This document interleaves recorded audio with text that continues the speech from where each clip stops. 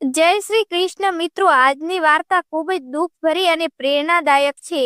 સ્વર્ગના રાજા ઇન્દ્રએ ઈર્ષ્યામાં આવીને વિક્રમાદિત્યને બરબાદ કરી દીધા. પછી વિક્રમાદિત્ય કેવી રીતે પોતાના પુણ્યના પ્રતાપે બધું રાજપાટ મેળવી લીધું. તો ચાલો મિત્રો, આજની વાર્તામાં આપણે સાંભળીએ કે સાચું પુણ્ય શું છે.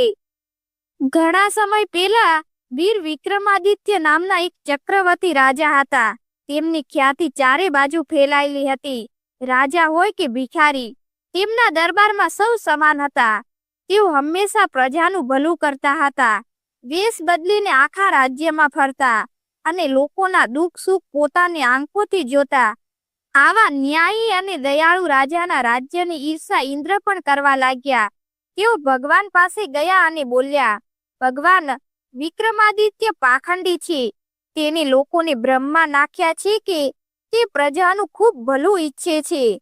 ભગવાન બોલ્યા, ઇન્દ્રદેવ, તમે ભૂલ કરી રહ્યા છો. વિક્રમાદિત્ય જેવો ભલો બીજો કોઈ રાજા આ દુનિયામાં નથી. ઇન્દ્ર બોલ્યા, તો ભગવાન, તેમની પરીક્ષા લેવી જોઈએ. ભગવાન આ વાત પર રાજી થઈ ગયા. તેઓ મૂર્તિ બનાવનારનો વેશ ધારણ કરીને વિક્રમાદિત્યના દરબારમાં પહોંચ્યા. તેમને પોતાની બનાવેલી શિવ પાર્વતી, શેષશાહી વિષ્ણુ અને કૃષ્ણની સુંદર મૂર્તિઓ તેમને દેખાડી. વિક્રમાદિત્ય તે મૂર્તિઓ પર મોહી ગયા. તેમને આજ સુધી આવી મૂર્તિઓ જોઈ નહોતી.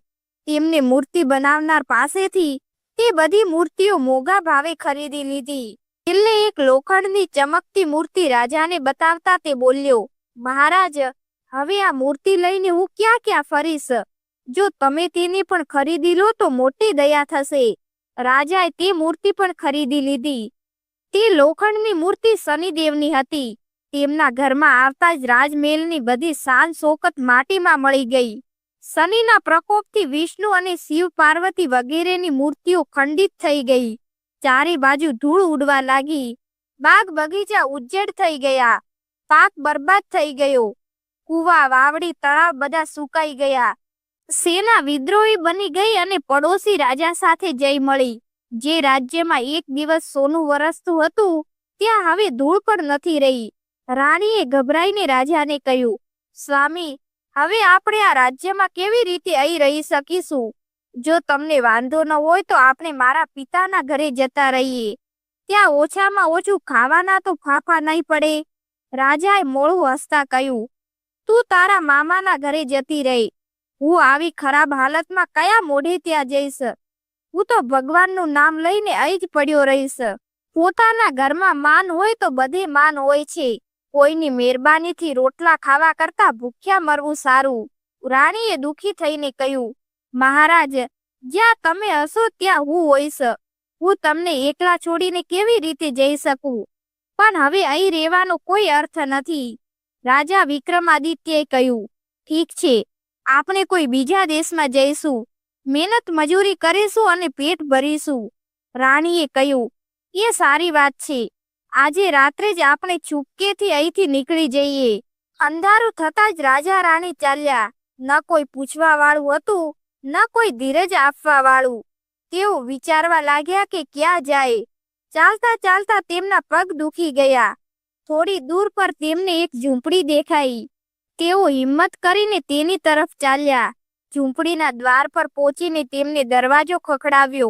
અંદરથી એક ડોસી બબડાટ કરતી બહાર આવી અને ગુસ્સાથી બોલી, કેમ, શું છે?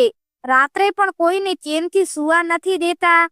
રાણીએ નમ્રતાથી કહ્યું, માજી, અમે બહુ મુશ્કેલીમાં છીએ. આજની રાત અમને તમારા ઘરે રહેવા દો. સવાર થતાં જ અમે ચાલ્યા જઈશું. પણ ડોસી પર રાજા રાણીની મુશ્કેલીની કોઈ અસર ન થઈ.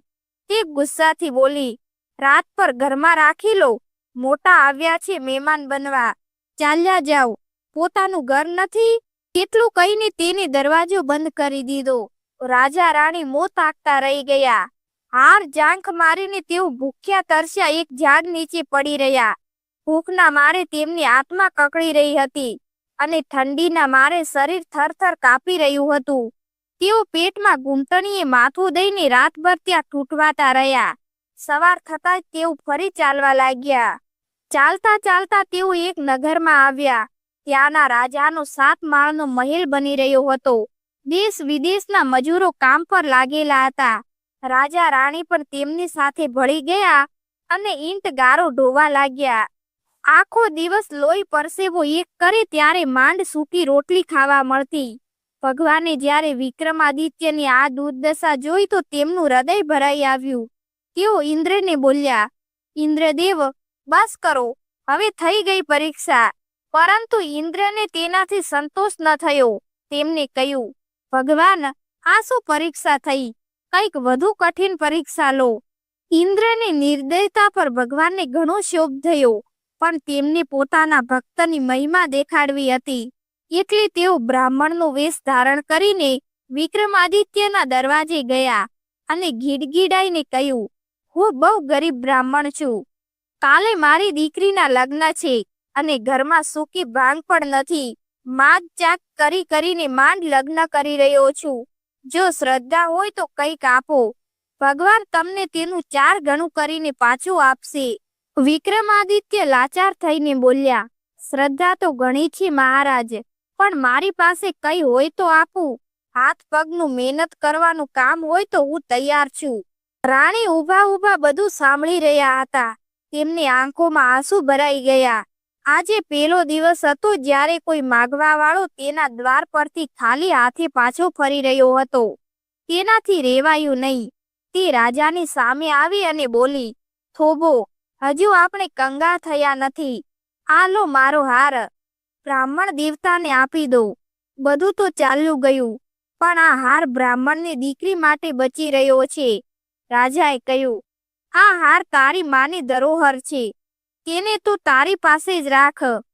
રાણીએ હસીને કહ્યું, મારી માની ધરોહર અત્યાર સુધી મારી પાસે રહી અને હવે હું મારી દીકરીને આપી રહી છું. હીરા જવેરાતથી જડેલો હાર જોઈને બ્રાહ્મણની આંખો પોળી થઈ ગઈ. રાણીની ઉદારતા જોઈને તેની નવાઈ લાગી. તે હાર પાછો આપવાની હિંમત ન કરી શક્યો અને રાણીને આશીર્વાદ આપતો ચાલ્યો ગયો. મહેનત મજૂરી કરતા 12 વર્ષ થવા આવ્યા, પણ રાજાની ગરીબીમાં કોઈ ફરક ન પડ્યો. ઈંટ અને ગારામાં કામ કરતા કરતા તેના હાથમાં ફોલ્લા પડી ગયા, પગની એડીઓ ફાટી ગઈ અને શરીર જર્જરિત થઈ ગયું. એક દિવસ જ્યારે તે કામ કરી રહ્યા હતા ત્યારે એક મજૂરે તેમને ઓળખી લીધા. રાજાને દુઃખ થશે એટલા માટે વિક્રમાદિત્યને એ મજૂર કંઈ પણ ન બોલ્યો અને મજૂરે કહ્યું, ભાઈ, તમે એક વાત સાંભળી છે? રાજાએ પૂછ્યું, શું? મજૂરે કહ્યું, અહીંથી 50 કોસ દૂર પર એક રાજ્ય છે. ત્યાંનો રાજા પુણ્ય વેચે છે. જો તમે કોઈ મોટું પુણ્ય કર્યું હોય તો જઈને વેચી આવો. હું સાચું કહું છું, થોડી જ વારમાં માલામાલ થઈ જશો. રાજા વિક્રમાદિત્ય એક લાંબો શ્વાસ લઈને બોલ્યા, ભાઈ, એવું ભાગ્ય ક્યાંથી હોય? તકદીરમાં સુખ હોત તો ઘરની ધન દોલત જ શા માટે ચાલી જાત? ખેર, એ ગઈ ગુજરી વાત છે, તને કહેવાથી શું ફાયદો? મજૂરને પણ જૂની વાતો યાદ કરાવીને રાજાને દુખી કરવાનું ઠીક ન લાગ્યું. છતાં પણ મજૂરે હિંમત કરીને કહ્યું, મારી વાત માનો અને એક વખત ત્યાં જઈને આવો. વિક્રમાદિત્યએ કહ્યું, ઠીક છે, હું વિચાર કરીશ. મજૂર તો ચાલ્યો ગયો, પણ રાજાના મનમાં પુણ્ય વેચવાની વાત ગૂંગવા લાગી. રાત્રે જ્યારે સૂતા ત્યારે વાત પેટમાં ન રહી અને રાજા વિક્રમાદિત્યએ રાણીને વાત કહી દીધી. રાણી ખુશીથી ઉછળી પડી, બોલી, રાજન, તમારા જેવા ધર્માત્મા મારી નજરમાં બીજા કોઈ નથી આવ્યા. તમે જરૂર જાઓ અને તમારા પુણ્ય વેચી આવો. હવે એવું લાગે છે કે આપણા દિવસો બદલાવાના છે. 12 વર્ષ બાદ તો જૂના દિવસો પણ પાછા ફરે છે. આપણે તો ફરી પણ માણસ છીએ. બીજા દિવસે સવારે ઉઠીને રાણીએ રાજા માટે ભાથું બાંધી દીધું અને રાજા યાત્રા પર નીકળી પડ્યા. રસ્તામાં તેમને એક કોઢી મળ્યો. તેનું આખું શરીર ઘાથી ભરેલું હતું અને તેમાંથી દુર્ગંધ આવી રહી હતી. માખીઓ બણબણી રહી હતી અને એવી રીતે ચોટી જતી હતી કે કોઢીના ઉડિયાડાથી પણ ઉડતી ન હતી. વિક્રમાદિત્યએ જ્યારે માણસનું આવું ઘૃણિત રૂપ જોયું તો તેમને ખૂબ દયા આવી. તેઓ તેની પાસે ગયા, તેના ઘાને સારી રીતે સાફ કર્યા અને પોતાની ધોતીમાંથી પટ્ટીઓ ફાડીને તેના ઘા પર બાંધી દીધી. તેમના શરીર પરથી માખીઓ ઉડાડતા બોલ્યા, ભાઈ, તને ઘણું કષ્ટ છે. કોઢીએ કહ્યું, કષ્ટ તો છે, પણ ભૂખના મારે મારો જીવ નીકળી રહ્યો છે. કંઈક ખાવાનું હોય તો આપો. રાજા પાસે 4 રોટલીઓ હતી. તેમને વિચાર્યું કે કોઈ વાત નહીં, 2 જણ વેચીને ખાઈ લઈશું. રાજા વિક્રમાદિત્યએ પોતાના હાથે કોઢીને રોટલીઓ શેકી આપી, પણ 2 રોટલીઓમાં કોઢીનું પેટ ન ભરાયું, તો બાકીની 2 રોટલીઓ પણ રાજાએ તે કોઢીને ખવડાવી દીધી. કોઢીએ રાજાને વારંવાર આશીર્વાદ આપ્યા. રાજા ભૂખ્યા ત્યાંથી ચાલ્યા ગયા, પણ કોઢીની સેવાથી તેમના પગમાં નવી તાકાત આવી ગઈ.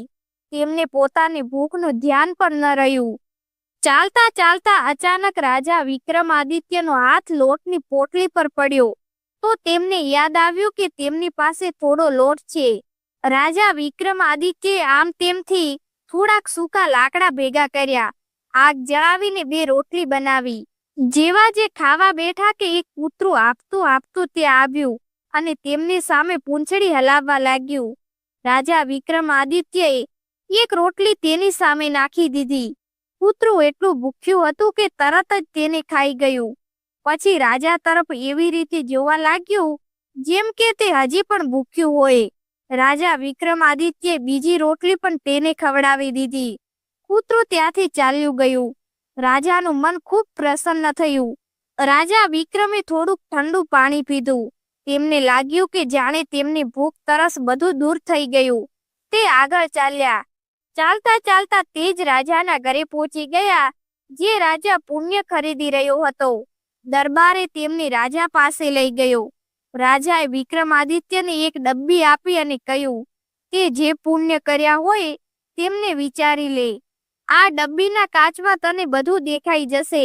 વિક્રમાદિત્યએ મંદિર, શિવાલય અને ધર્મશાળાઓ બંધાવવાની વાત વિચારી. સાધુ મહાત્માઓની આગતા સ્વાગતા કરવાની વાત યાદ કરી, પણ ડબ્બીના કાચમાં કંઈ પણ દેખાયું નહીં. આ બધું જોઈને રાજા વિક્રમાદિત્ય ખૂબ લજ્જિત થયા અને રાજાને કહ્યું, રાજન, મેં અહીં આવીને ભારે ભૂલ કરી છે. મેં કોઈ પુણ્ય કર્યું નથી. મને આજ્ઞા આપો, હું જાઉં છું. રાજાએ કહ્યું, ગભરાવ છો શું?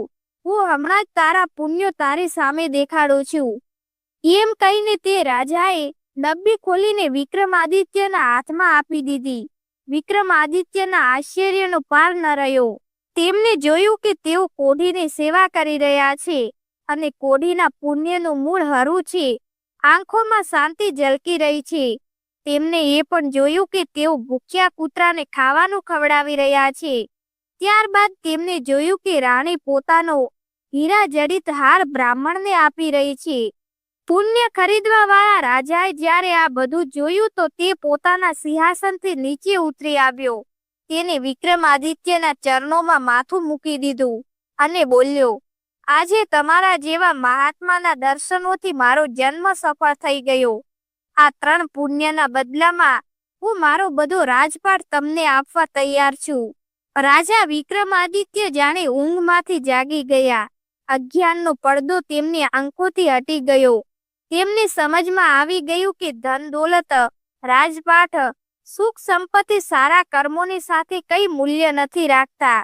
તેમને નિશ્ચય કર્યો કે તેઓ ગરીબ રહીને જીવન વિતાવશે, પણ આગળ પોતાના પુણ્યોને નહીં વેચે. રાજાના વારંવાર અનુરોધ કરવા છતાં પણ તેઓ પોતાના નિશ્ચય પર અડગ રહ્યા અને પોતાના ઘર તરફ ચાલ્યા. રાણી પાસે પહોંચ્યા તો જુએ છે કે તેમના જૂના મંત્રી ત્યાં હાજર છે. રાજાને જોતા જ તેઓ તેમની પાસે ક્ષમા માંગવા અને રાજ્ય પાછા ચાલવા માટે આગ્રહ કરવા લાગ્યા. તેમના ખૂબ કહેવા પર વિક્રમાદિત્ય ખુશી ખુશી પોતાના રાજ્યમાં પાછા આવી ગયા.